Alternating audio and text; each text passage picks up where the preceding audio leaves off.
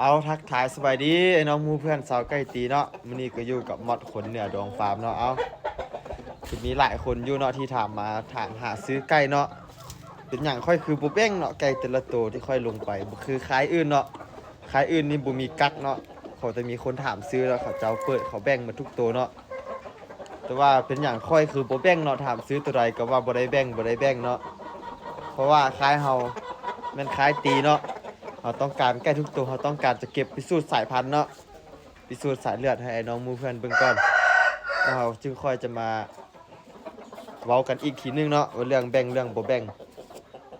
ให้เป็นเรื่องตามหลังเนาะแต่ว่าช่วงนี้หันใกล้ทุกตัวก็จะมีแบ่งน้อยสุดเนาะโดนๆจะมีมาแบ่งเทื่อนึงเพราะว่าใกล้ทุกตัวหันค่อย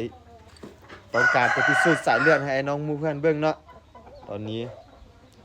เราต้องการจะพิสูจน์สายเลือดสายพันธุ์ก่อนจะให้ไอ้น้องทุกคนเห็นชัดเจนกันเนาะว่าไก่คายเฮากับของแท้คือกันเนาะเอาฝากติดตาม